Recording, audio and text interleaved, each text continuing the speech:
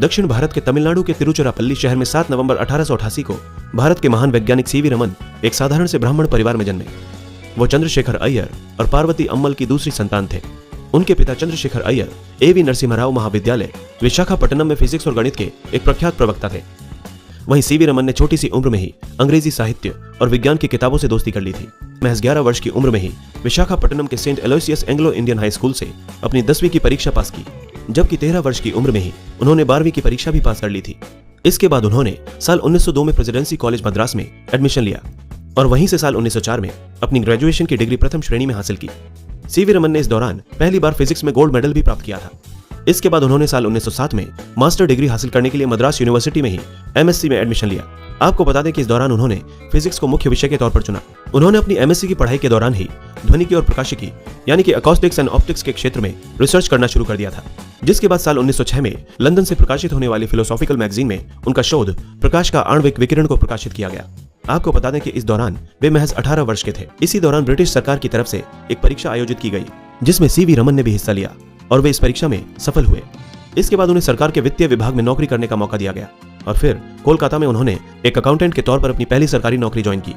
वे 6 मई साल 1907 को लोक सुंदरी अम्मल के साथ शादी के बंधन में बंध गए, जिनसे उन्हें चंद्रशेखर और राधा कृष्णन नाम के 2 पुत्रों की प्राप्ति हुई।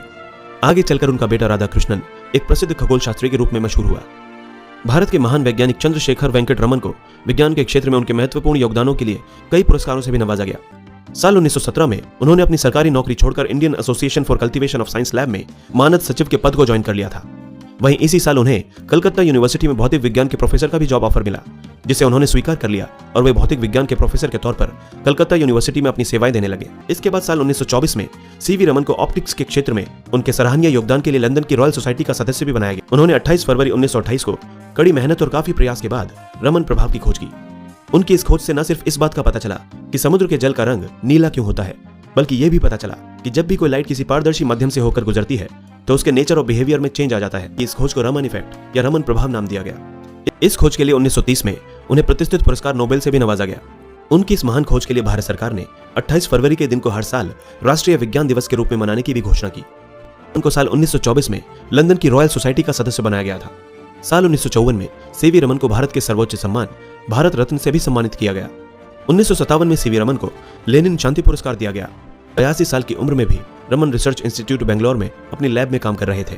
तभी अचानक उनको हार्ट अटैक आया, जिसकी वजह से वे गिर पड़े और 21 नवंबर साल 1970 को उन्होंने अपनी जिंदगी की आखिरी सांस ली।